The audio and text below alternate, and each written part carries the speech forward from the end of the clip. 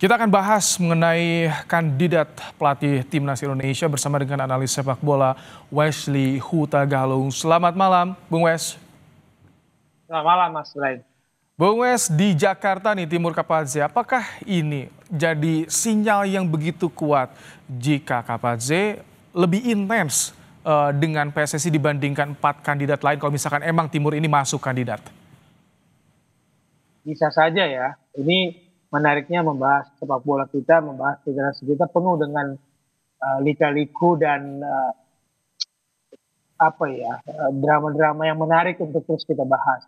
Tapi kalau Timur Kapadze sudah mengundurkan diri dari tim nasional Uzbekistan setelah Cannavaro menjadi pelatih kepala untuk mengambil di Piala Dunia, bukankah ini bertolak belakang dengan pernyataan Pak Marji bahwa 5 pelatih yang mereka sedang dekati itu masih terikat dengan tim lain?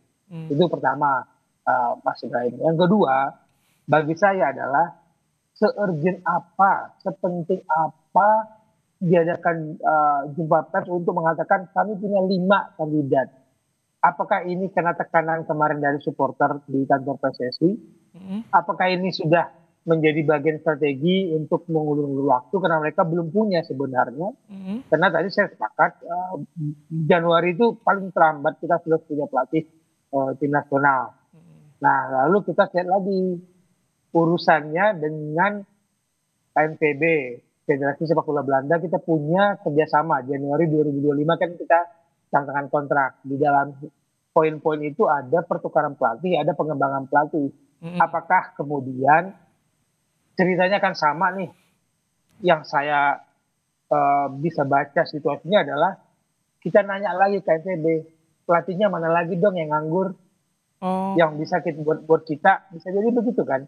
Kenapa tiba-tiba ketika Patrick Kluivert semua tiba-tiba tidak tahu, tiba-tiba datang ada ketum PSSI? Bukankah gini Mas Ibrahim, bukankah aspek elemen teknik itu harus dilibatkan di dalam kepemilian pelatih? Kemarin-kemarin kita punya Dirtek, nggak ada. Sekarang kita punya Alexander Dirtek, oke.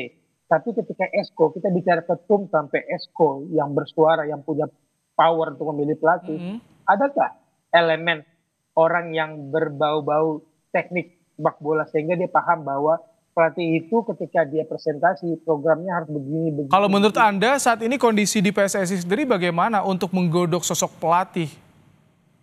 Ya, itu sebabnya saya menyambut baik kalau Dirtek dilibatkan. Jangan lupa kita juga punya penasihat teknis. Kita punya banyak warga Belanda di dalam federasi ini yang bisa kita libatkan. Kalau benar-benar kita mau berubah lah, nggak lagi seperti kemarin.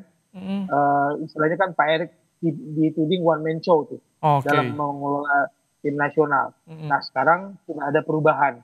Semoga perubahan ini juga tidak terlalu dibumbui drama-drama karena saya masih terus mencermati, menyoroti aspek komunikasi federasi kita. Dan sekarang tampaknya memang epicentrum mengarah pada sosok Timur Kapadze, walaupun belum dijelaskan ada kode dari PSSI. Tapi bicara sosok pelatih yang satu ini menurut Anda, Bung Wes, sesuai tidak karakternya dengan yang dibutuhkan oleh Timnas Indonesia? Pertanyaan yang menarik. Kalau dulu Esko kita mengatakan kita punya tim kepelatihan terbaik karena banyak pemain naturalisasi kita, diaspora kita berasal dari Belanda, apakah kemudian ini menjadi fondasi tim nasional yang sama? Kalau bicara gaya bermain, ini kan berbeda. Uzbekistan dan Belanda, kalau memang perangkat tim nasional kita masih berdasarkan pemain diaspora dan sedikit pemain lokal yang dibentuk di kompetisi di kita. Tapi kalau itu kemudian bisa dilunturkan ya, ucapan Esko kemarin itu bahwa itu sudah nggak berlaku, wajar kalau Timur Kapadze menjadi salah satu kandidat. Terakhir kan dia kan bolak-balik ya di tim nasional Uzbekistan U19, U23, senior bisa 3 kali menggantikan